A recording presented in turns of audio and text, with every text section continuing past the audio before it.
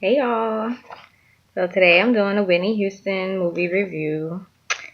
Pretty sure most of y'all seen it, but for the ones who didn't, then y'all can watch this. I personally like the movie. I think Yaya did a good job. They had Deborah Cox singing as Whitney Houston, the lip singing, obviously.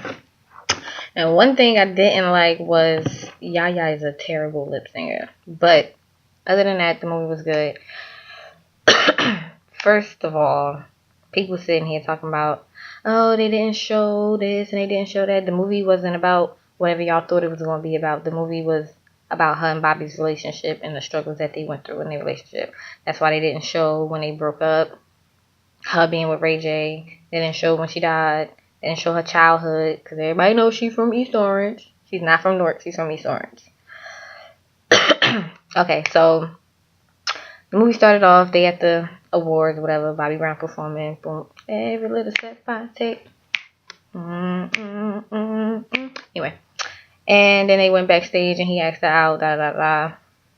And we find out she was on drugs before she met Bobby Brown. Now, in the interview after the movie went off, if anybody watched it or if they didn't watch it, in the interview, he said that he proposed to her at the airport. I didn't really watch the interview, but I don't know if he said it or if my mother told me that, but he proposed to her at the airport. So that whole scene where they was in the house and he proposed to her, that's not how it happened. And he said the first time that he saw her using drugs was on a honeymoon. So they got that wrong too. But yeah, so I didn't know that Whitney and Eddie Murphy had a little thingy thing going on. And according to my mother, her and Michael Jackson dated a couple of times too. And I didn't know that. I was kind of pissed about that. Y'all know how I feel about my MJ. So then they had a little sex scene. That sex scene was a little raunchy. I was a little uncomfortable watching it with my mother, so I was like, oh, let me take some notes.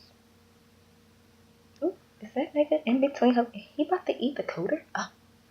So, what else?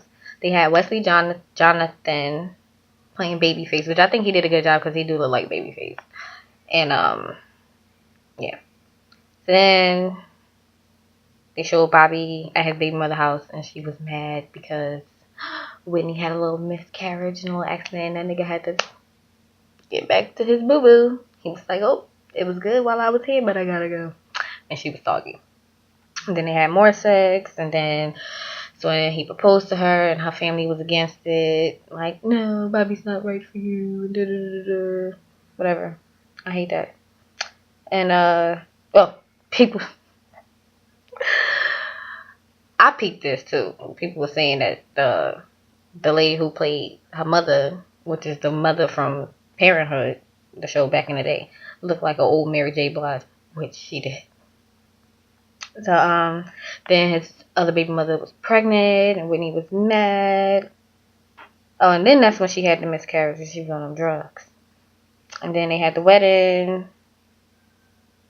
Then they did that little song together. I don't like how they did her songs in a different key. But I understand that maybe they couldn't use like the original music because they didn't have permission. They didn't even have permission to make this movie. But I understand that. I just didn't like it. Like when she was singing I'm Your Baby Tonight. I didn't like the key that she was doing it in. It was terrible. And that's one of my favorite Whitney songs. So then Bobby and his homeboy at the club, they drinking, throwing it back because he's stressing. Nigga just got home from jail. And the little groupie was all up on him. Like, he like, chill, boo, I don't do that no more. But you do. And his homeboy got popped in the head. I was like, dang. And Whitney caught him cheating on her. Which, she went through a lot of stuff with Bobby.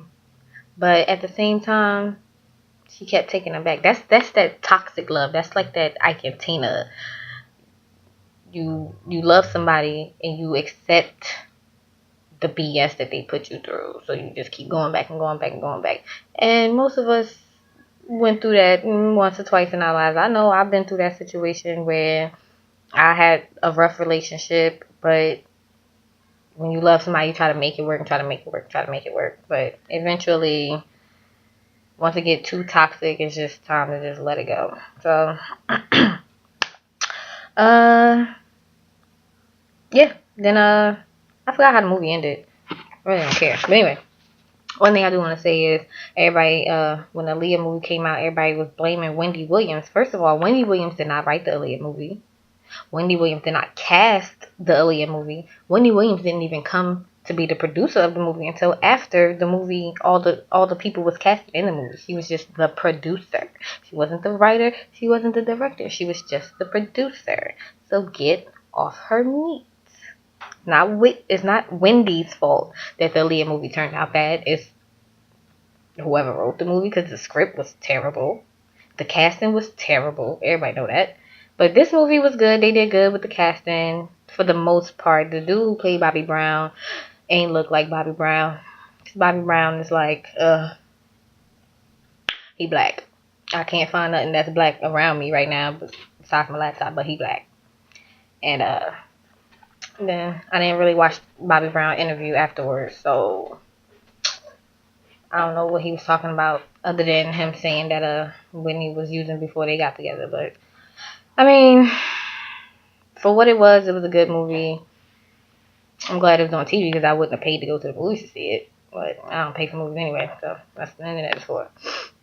But if you liked it, share your thoughts. If you didn't like it, I don't want to say share your thoughts because I liked it and I don't want to hear nobody's negative comments about the movie. So whatever. Comment, like, share, whatever.